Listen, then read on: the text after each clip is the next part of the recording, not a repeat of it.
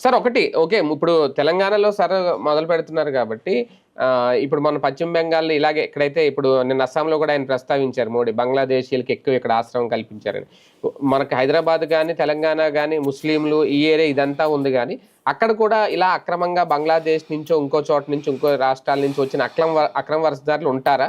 ఇప్పుడు వాళ్ళని కూడా ఏరివేసే కార్యక్రమం ఇది సీరియస్గా ఉంటారు. అంటే ఏరివేసే కార్యక్రమం కాదండి, ఇక్కడ బేసిక్గా డూప్లికేట్ ఓటింగ్ పోతుంది.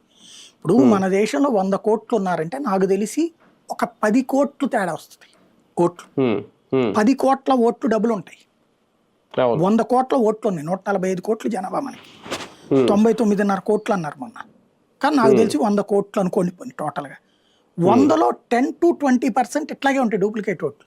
ఇప్పుడు నేను హైదరాబాద్లో ఉన్నప్పుడు, నేనున్న లాస్ట్ ట్రిప్ అప్పుడు ఏపీ ప్రైమ్ 9లో ఉన్నప్పుడు ఉన్నది ఎస్ఆర్ నగర్లో ఉన్నా. నేనున్న బిల్డింగ్ ఓనరు రాజస్థానీ, ఆయన మార్వాడి, ఆయన వాళ్ళ కుటుంబం హిందీలోనే మాట్లాడుతుంటది. వాళ్ళకి అక్కడ ఓట్లు ఉన్నాయి, అక్కడ ఓట్లు ఉన్నాయి, ఇక్కడ ఓట్లు ఉన్నాయి. హైదరాబాద్ లో చాలా మంది ఉంటారు అట్లా మార్వాడీస్ ఓట్లు. మహారాష్ట్రలో ఉన్నారు, రాజస్థానీలు ఉన్నారు, గుజరాతీలు ఉన్నారు, ఇక్కడ ఉన్నారు, ఆంధ్ర వాళ్ళు ఉన్నారు. హైయెస్ట్ ఆంధ్ర వాళ్ళు ఉంటారు. కాబట్టి ఇప్పుడు వీళ్ళందరికీ ఓట్లు ఉంచాలా తీసేయాలా, ఇది ఎన్నికల సంఘం ముందు ఉన్నటువంటి ప్రశ్న. యాజ్ ఫర్ నౌ 6 months అక్కడ ఉంటే అక్కడ ఓటే ఉండాలి. వాళ్ళ సొంత ఊళ్ళల్లో పోతాయి.